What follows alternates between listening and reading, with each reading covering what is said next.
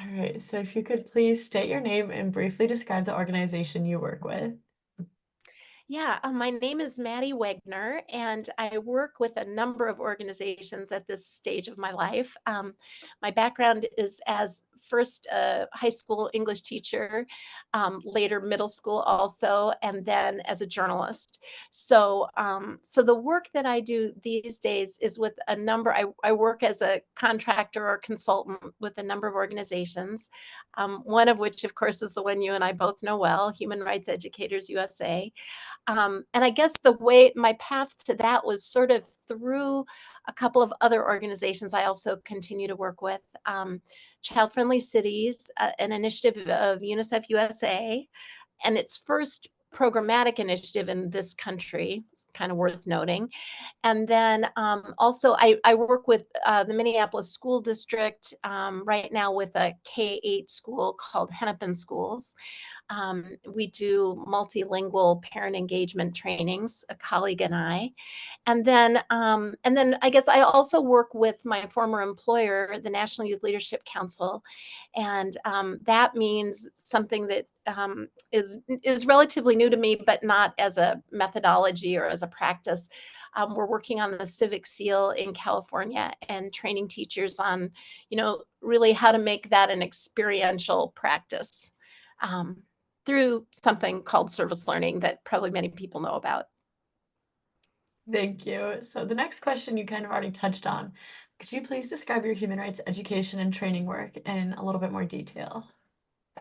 Yeah, I mean, I feel like the work I do, and probably where this started in my professional life, was with two organizations. First, Peace Jam, and then an organization called Youth Thrive. And Peace Jam works nationally, based in Denver. Youth Thrive is sort of the regional affiliate in Minnesota for the Upper Midwest. Would include even your home state, actually, Carly.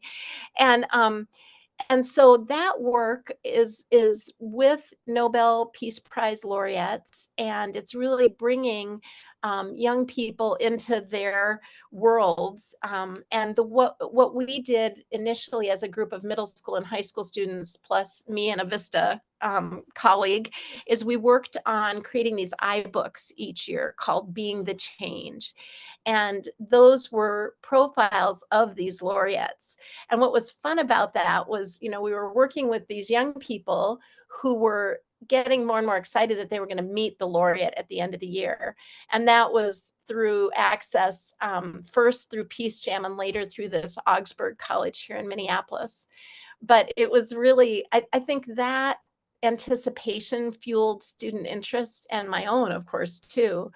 And we really dug into what were the peace building strategies of each of these Nobel laureates.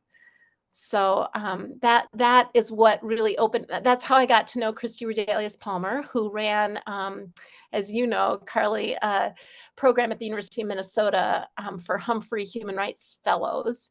And those fellows, there were usually a dozen or two of them each year, would work with as sort of mentors to our middle and high school students. So together we put on this Nobel Peace Prize Festival when the laureates came. But that is so cool. I did not know that. Um, It so was cool. I'm with you on that. um, my next question is, what is one aspect of your human rights education work that you are especially proud of? And I know you just kind of talked about something, but do you have anything else to add? Thank you for that question. I mean, I guess, and I think this is a little bit of the educator lens, but I think that for me, the aha came in understanding that human and child rights provides this universal framework for what I was calling service learning at the time, and frankly, what I still see as service learning slash civic engagement. And that by having like one of these universal frameworks, it's sometimes opened doors in kind of stodgy school districts that you might not otherwise open, frankly. If you were, for example, as I have many times said, well, service learning is an evidence-based practice from 2008, and here's the research and blah, blah, blah.